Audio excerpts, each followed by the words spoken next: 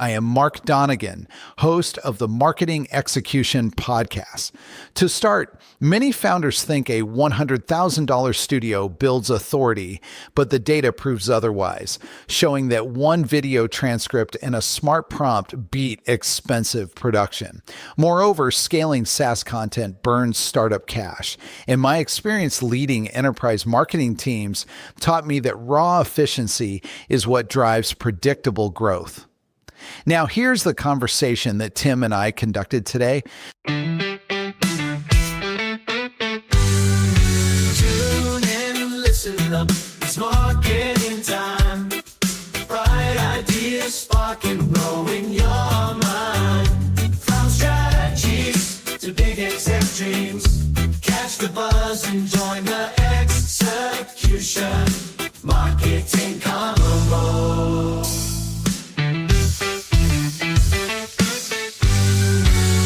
Welcome to the Marketing Execution Podcast. This is the show for tech founders and leaders building B2B products and technologies.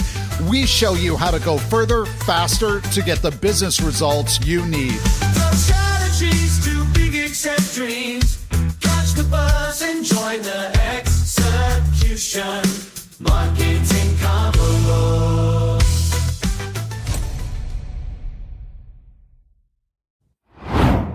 Mark, I was doom scrolling through YouTube the other day, and it hit me just how much incredible knowledge is buried in those videos. I mean, we spend hours watching these founders and experts drop absolute gold, but then 20 minutes later, we've forgotten half of it. It feels like such a massive waste of high-quality intellectual property, you know? Oh, it's a total tragedy, Tim. It's what I call the ghost content problem. You spend all this energy consuming or even creating a video, and then it just sits there on a server. It doesn't become a blog post. It doesn't become a guide. It just dies. But I've been playing with this workflow lately using Claude that literally turns any video into a structured, step-by-step masterclass in like 30 seconds. Wait, 30 seconds? Are we talking about those generic, crappy AI summaries that just give you 3 bullet points and no depth? Because those are everywhere, and honestly, they're kind of useless for actual execution. No, that's exactly the mistake people make. They ask the AI to summarize. Never ask an AI to summarize if you want value. You have to ask it to reconstruct. What we're doing here is taking the raw transcript, feeding it into a large context model, and telling it to act as a world-class curriculum designer. It's about extracting the framework, not just the words. Okay, I'm intrigued. So if I'm a founder and I find a competitor's hour-long webinar or a deep dive tutorial, how am I actually turning that into something actionable without spending my whole weekend writing? Well, the first big pillar of this is what I call transcript harvesting. You don't even need to watch the video. You grab the transcript, but here is the secret sauce. You have to clean the junk. YouTube transcripts are full of these weird timestamps and ums and ahs. If you feed that raw mess in, the AI gets distracted. You use a tool to pull the clean text first. Right. So once you've got this clean wall of text, what's the move? Do you just say, hey, Claude, turn this into a guide? If you do that, you'll get a C- result. On the Marketing Execution Podcast, we talk about precision. The second point, and this is the most critical part, is the role-based prompting. You don't tell the AI it's an assistant. You tell it, you are a highly paid content strategist for a top-tier SaaS company. You then give it a very specific structure. You tell it you want an intro that creates tension, a body that uses a step-by-step framework, and a conclusion that drives a specific action. I see. So you're basically giving it the skeleton and telling it to use the video transcript as the meat for the bones. Exactly. And you have to specify the reading level. I found that if you don't tell it otherwise, AI tends to write like a college professor who's trying way too hard to sound smart. I tell it to write at a 5th grade level, not because the audience is dumb, but because founders are busy. They want the aha moment fast. They don't want to wade through academic jargon. That's a great point. Simplicity is actually a sign of expertise. But Mark, does this actually work for complex stuff? Like, I saw a study from Harvard Business Review recently about how knowledge decay happens so fast in startups. Can this method actually capture the nuance of a complex strategy? It's actually better for complex stuff because you can instruct the AI to look for the hidden secrets. I once heard of a company that took their entire internal training library, which was all video, and ran this process. They turned hundreds of hours of video into a searchable, step-by-step digital handbook. The key is in the instructions. You tell the AI to identify common mistakes mentioned in the video, and then explicitly contrast them with the new way being taught. So you're building a narrative arc inside the guide. Mistake versus solution. That's much more engaging than just a list of tips. It's everything. It creates that psychological tension.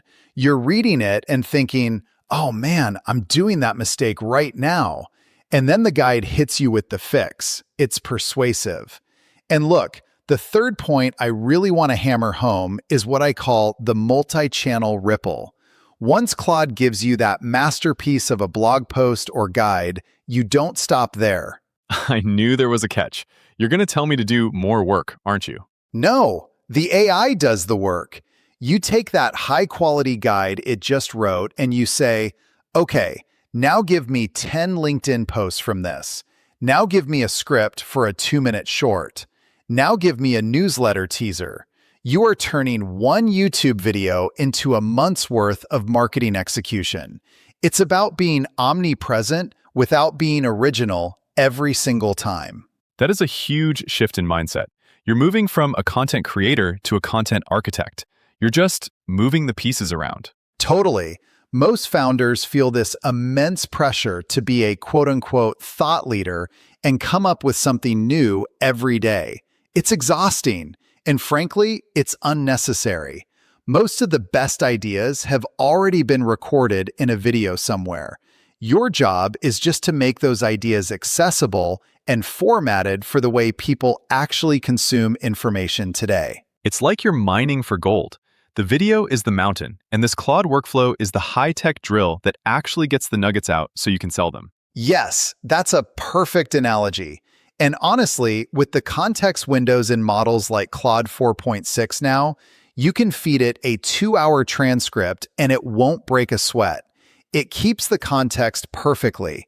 I've seen people use this for entire podcast series to create a cohesive industry report. So if I'm a founder listening to this and I have zero time, what's the first step? Do I just go to my own YouTube channel and start there? Start with your best performing video, the one where you know the content is solid, but the reach has plateaued. Run it through. See the quality of the guide. I bet you'll be shocked at how much better the AI writes it than a junior intern would. It's not just a time saver, it's a quality floor raiser. A quality floor raiser. I love that. It's about making the baseline better. Mark, that's fascinating. But let's talk about what this means for a founder with zero budget. That is exactly where the magic happens, Tim. Look, most people hear $100,000 production studio and think they need a massive budget to compete. But the secret truth? The value isn't in the expensive glass or the 4K sensors. It is in the intellectual property locked inside those frames. If you have zero budget, you have a massive advantage because you are forced to be a better architect. You can take a video recorded on a 5-year-old iPhone with terrible lighting, and if the insights are there, this workflow turns it into a high-end professional guide that looks like it came from a top-tier agency. So you are saying the technology actually levels the playing field. It doesn't matter if your video looks like it was filmed in a basement if the text guide it generates is world-class. Precisely, because at the end of the day, your customers don't always want to watch a 20-minute video to find a single answer. They want the answer now. When you repurpose that video into a searchable, structured guide, you are respecting their time. You are taking that buried gold and putting it right in front of them. This matters because it shifts your entire brand perception. You go from a founder who just makes some videos to a founder who provides a comprehensive library of solutions. Wait, hang on. I want to dive into that brand perception piece. I think a lot of founders worry that if they just repurpose old stuff, their audience will get bored. Like, oh, I already saw that video. Why are you sending me a blog post about it? Oh man, that is such a common misconception. That is what I call the creator's curse. We assume everyone sees everything we do, but the reality is that only a tiny fraction of your audience saw that video, and even those who did, they didn't internalize it. Using Claude to reconstruct the content into different formats isn't being lazy. It is being thorough. You are reaching the person who reads on their commute, the person who scans for bullet points, and the person who needs a PDF to share with their boss. Right. I am definitely the person who wants the PDF. I don't have time for the pre-roll ads and the intro music. Exactly. And think about the SEO implications for a zero-budget startup. Google cannot crawl the deep insights inside a video file very well, but a 1,500-word, step-by-step guide formatted with clean markdown, that is pure fuel for search engines. You are essentially taking your existing knowledge and making it discoverable for people who don't even know you exist yet. That is how you win without a massive ad spend. That makes so much sense. It is like you are building an evergreen asset. The video might stay the same, but the ways people can find and use it keep expanding. You nailed it. It's about asset utilization. Most founders are experts at asset creation, but they are terrible at utilization. They keep running on this content treadmill, trying to think of the next big thing, while they are sitting on a gold mine of half-finished ideas. When you use this Claude workflow, you stop running. You start mining. You realize that your best piece of content might have been recorded 2 years ago, and it just needs a new suit to go back out and do its job. It's a total shift in the economics of content. If I can spend 30 seconds to get a month of posts, my cost per lead just plummeted. It is absolutely insane. I know of a founder who used this exact method to turn a single webinar into a 5-day email course. They didn't write a single new word of educational content. They just directed the AI to extract the steps, create the tension, and format it for an inbox. Their conversion rate was double what they got from the video alone. Because a video is a passive experience, but a guide is an active experience. It tells the reader exactly what to do next. That is an incredible aha moment for me. The video is the inspiration, but the guide is the implementation. Yes, that is the core of why this matters so much. We don't need more inspiration. We are drowning in inspiration. We need the steps. We need the clarity. By using AI to bridge that gap, you are providing a service that people would actually pay for. You are becoming a teacher, not just another face on a screen. Okay, I am sold on the why. The implications for scale and authority are just too big to ignore. But let's get into the weeds, Mark. I want to know exactly how to talk to Claude to get these results. Let's break down the actual prompt structure and the dirty details of making this work in the real world. Okay, so step 1 is stupid simple. You need to get the transcript, and I mean the raw text from whatever video you want to turn into a guide. So just copy and paste from YouTube? Pretty much. YouTube has auto-generated transcripts for most videos now. You click the 3 dots below the video, hit Show Transcript, and boom, you've got the text. It's messy, but it's there. Okay, that's easy enough. What's next? Step 2 is where the magic happens. You take that transcript and you feed it into an AI tool like Claude. But here's the key part. You don't just dump it in and say, make this better. Oh, you need a specific prompt. Exactly. The prompt is everything.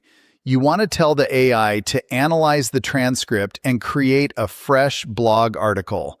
Not a summary, a new piece of content based on the ideas in the video. So you're asking it to teach the concepts as if it's explaining them for the first time. Right, and you give it structure.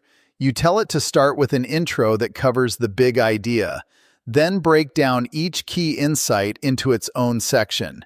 Make it a step-by-step guide, and end with a conclusion that recaps the main points.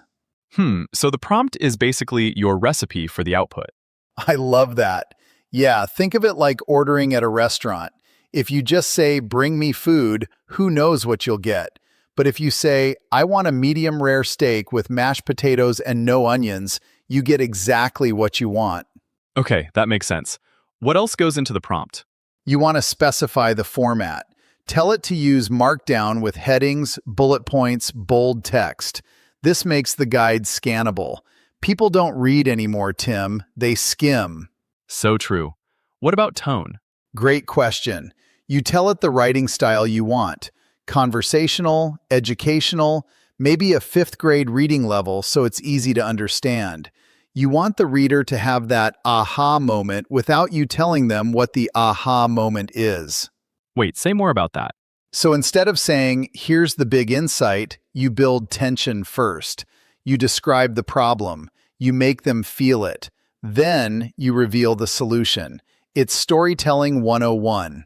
Okay, I'm loving this. So we've got the transcript, we've got the prompt. What's step 3? Step 3 is review and refine. The AI is going to give you a solid first draft, but you got to go through it. Add your own examples. Cut anything that feels generic. Make it sound like you. So the AI does the heavy lifting, but you're still the editor. 100%. I know a SaaS founder who used this exact workflow. She took a 45-minute webinar she did on customer onboarding and turned it into a 12-step guide in about an hour. That guide now gets shared in her customer Slack channel constantly. Wow. So she turned one piece of content into an evergreen resource. And here's what's cool. She told me that writing the prompt forced her to think about what actually mattered in that webinar. Half the stuff she said live was filler. The guide cut straight to the good stuff. So the process itself is clarifying. Always. Another founder I talked to runs a developer tools company. He took competitor videos, ran them through this workflow, and created internal training docs for his sales team. They understood the market way faster. That's brilliant. You're using public content to train your own team. And it's all free. The videos are out there. The AI tools have free tiers. The only cost is your time and attention. Okay, so quick recap. Get the transcript, feed it to AI with a detailed prompt, then edit the output to make it yours. 3 steps. That's it. But the real trick is doing it consistently. 1 guide is nice. 10 guides is a content library. 50 guides, and you've got a competitive advantage. Because now you've got all this searchable, shareable knowledge that your competitors don't have. Exactly. And your team can reference it. Your customers can use it. It compounds over time. This is really practical stuff, Mark. Okay, so we've covered a lot of ground today. Can you bring it all together for us and summarize the big takeaways from everything we discussed?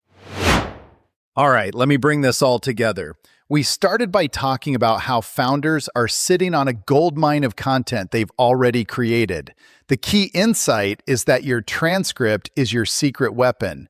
You grab it, feed it to an AI with a specific structure, and you get a solid first draft in minutes instead of days. But you still have to be the editor. The AI does the heavy lifting, but you make it sound like you. And for founders who don't have content yet? That's where it gets even better. You flip the workflow and use it as a learning tool. You take content from experts in your space and turn it into study guides for yourself. The act of structuring information forces you to actually understand it. And over time, those guides become the foundation for your own original ideas. The winners aren't the ones with the most information. They're the ones who can synthesize it faster and apply it better. Mark, after everything we covered today, what's the one thing you really hope people don't forget? Here it is. Stop treating content like a one-time event. Every video, every webinar, every conversation you have contains ideas that deserve a second life. The founders who win are the ones who extract maximum value from the work they've already done. So ask yourself this: what's sitting in your library right now that could become your next breakthrough piece of content?